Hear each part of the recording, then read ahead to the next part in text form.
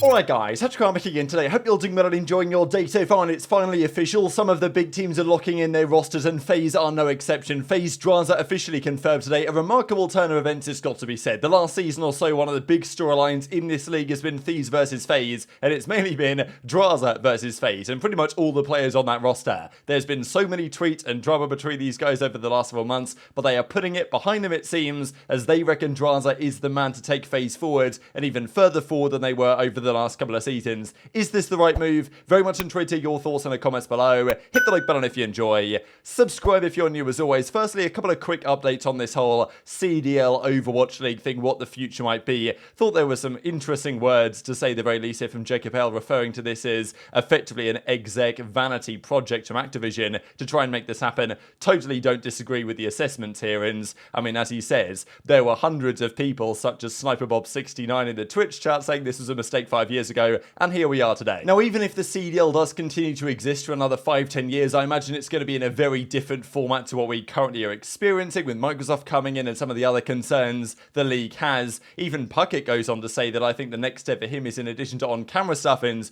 Puckett would be phenomenal at stuff like this as well, doing some sort of executive producer work. I think he already does a lot of this stuff, to be fair, for the broadcast when he's, in addition to all the on-camera stuff. But as he kind of even at Activision and says, look, don't know who to call yet, but give me the keys of the COD Mobile broadcast, I will help your show. And I think they're going to need some help with their show, given the amount of people that have been let go over the previous few days. And there's been some calls as well to get AdamAp Return back in the building. Old school MLG founder was with Esports Engine, set that up for some time. They then went to like the ESL FaceIt Saudi thing. So Adam has been out of there, but he actually does say in the replies, the Reaper of Esports isn't done, just on a little break. So maybe he's cooking up something to make a return and run these leagues how we would like them to be run. This I also thought was pretty interesting here from Adamu over on the Toronto Ultra side. He actually says that he spent a lot of time speaking with Envoy's grandparents in Vegas at the World Championship. Makes me wonder whether, because he's like, CEO over there and he makes a lot of the calls, wonder if there was any way that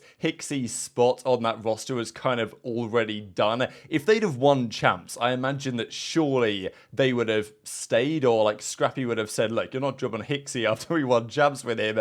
But maybe they were eyeing something up, because the idea they were kind of talking to Envoys, like parents and family at the World Championship, makes me think that they thought a possibility there might have gone through. That's indeed what's happened. And of course, Boston confirmed part of their roster yesterday, with Priestahh and Sasha getting brought in alongside Snoopy. And he also says, awesome, he's on a team we can comfortably beat. So we'll see about that one. Some good storylines emerging for the upcoming season. Let's talk FaZe though, right? Because these guys have been immense for a long time, but they want better than they achieved last season. They won an event, made it to in Boston. Outside of that though, lots of top threes, couple of finals in there, and to me it was the Cellium Slasher AR thing that even at the start of the season I was like, look, I think Slasher's a great player, but is he going to work that well alongside Cell? Maybe not. And I think they finally come to the realization that cycling through other main ARs in addition to these three guys is probably not the way to go. A player that can actually run a flex, be fast, if it's a 3-sub meta on certain maps or just a 3-sub meta in general,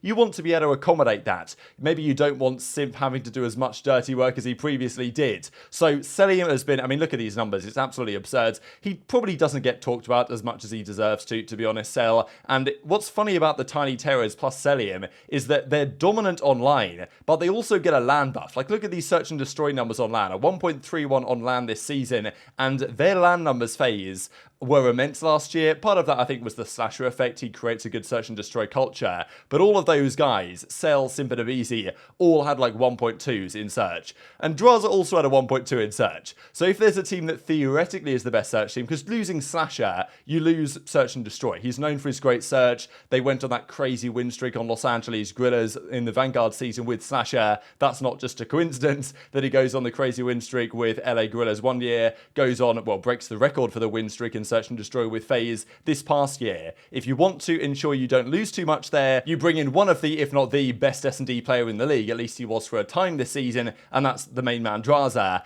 and that's what they're going for here. So Drazah's been talking about this over the last couple of days, so this is pretty funny, right? Poor Shane stuck in his dog form after the World Championship. If you guys don't know that meme, then basically just before the World Championship, they did some video of turning Shane into a dog and then to win the thing to turn him back into a human, but unfortunately they crashed out top 8, so that never that happened. Gersh was getting things going as well, of course, and it's just crazy how much beef there was between these guys, because not only are we talking about the players that are on this FaZe team versus Drazah and some of the beefs they've had, and we'll get into that in a second, but even from an organizational perspective, there was this at Major 5, you guys remember the FU Drazah chance, and if there's one team that was already getting booed everywhere they go, it was FaZe. They were the villain team, not because they're like unlikable players, I don't think, but just because, you know, they win a lot, big rivalries with OpTic, they've kind of always had the crowd against them for a long time, but the same was kind of true for Drazah a little bit, and, you know, the FU Drazah chants were ringing loud around the stadium. Drazah actually got really annoyed about this tweet from the flank,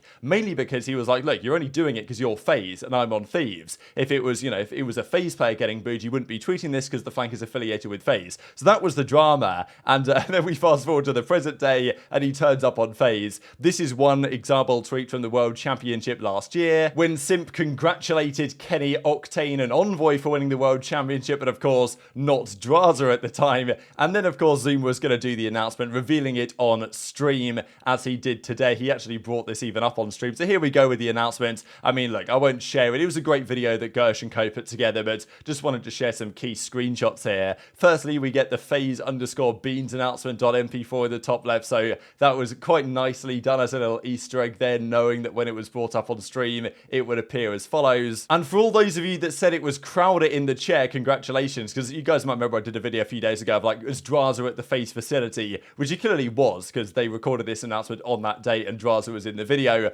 But the man in the chair in Gersh's picture, we could see like a little glimpse of his hair, and I know a few of you guys in the comments said that looks like Crowder. Turns out it was, at least we believe, because it's Crowder in the chair here, and then Drazah gets introduced. It was pretty funny the way they did it, so fair play to Gersh. I thought he did a good job on this one. You know, 300-minute match and all this stuff. They got it all in there, so I thought it was well played. And Drazah joins FaZe. It is still a little unclear how all of this went down. Did he get an offer from OpTic? Did he turn down the OpTic offer to go to FaZe? We're not exactly sure how that all played out behind the scenes. But still, he's going to FaZe. We thought that he potentially could have been going to OpTic. That's not happening. And FaZe Drazah is a thing kind of out of nowhere. Obviously, it's been rumoured for some time, but the idea of this is still kind of remarkable. But then again, of all the flex options on the market, was there a better choice for FaZe? Looking back at it, would they think, you know what, Priestahh, who became available shortly after, really, they'd signed the deal, we think, with Drazah. Could that have been an option there? Maybe. But I like going with Drazah. Yes, there's beef between these guys, and it is a potential risk. It's got to be said,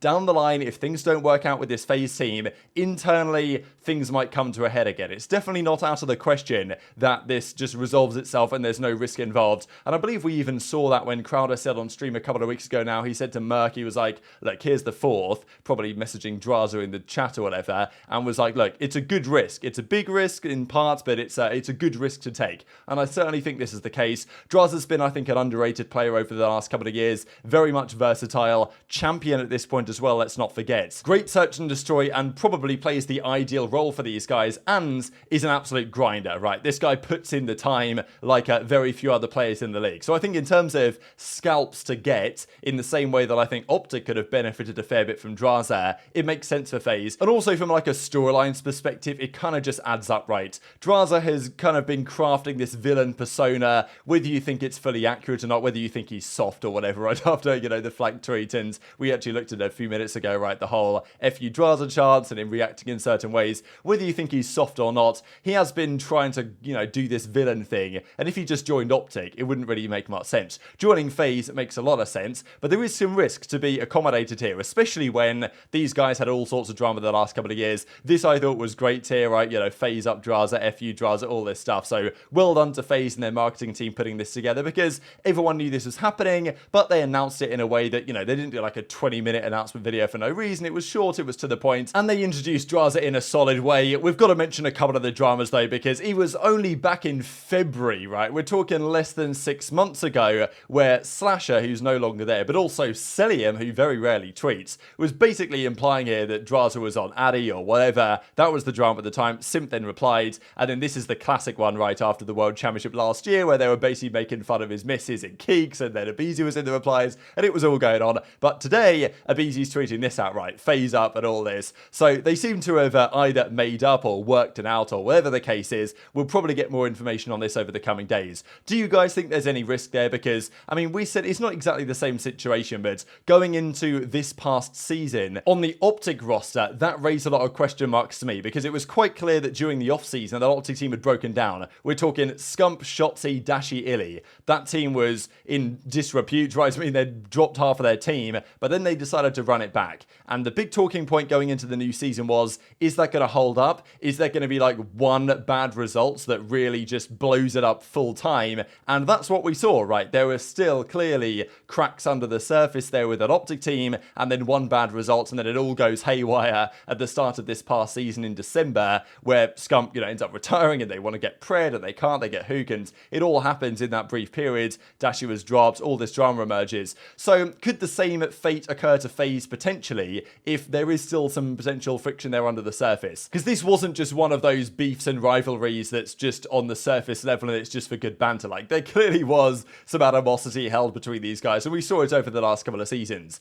Is it in both parties' best interests to make this move? I think probably yes. I think it's a good risk for FaZe. I think it will work out for FaZe. But even if they get better, do they get better enough? It's not like you can do much else. If you're FaZe, you're not going to get rid of aBeZy or Simp, of course, but does Simp need to step up his game a little bit next year? Is it good enough having those three guys plus Drazah if OpTic are taking a step forward, if maybe Subliners are taking a step forward, and certainly Ultra are taking a step forward? Even with this move, are FaZe going to be good enough to win events as they were back in the Cold War days? Seems very unlikely that a team ever again really is going to go in and win 4 of the 6 events in a year, as FaZe did. Then again, Subliners just did 3 of 6, which isn't too far away. And Simp is clearly happy to have him on board as well. So look, they've got Crowder, he's still going to be there as the coach, and I think he can be a valuable piece of this as well, just mediating any potential issues that might arrive chemistry-wise behind the scenes. Crowder should be in a good position to sort those issues out before they arrive. So I think FaZe have done the right thing. I think that given the realistic options out there, they couldn't get Scrappy even if they wanted him.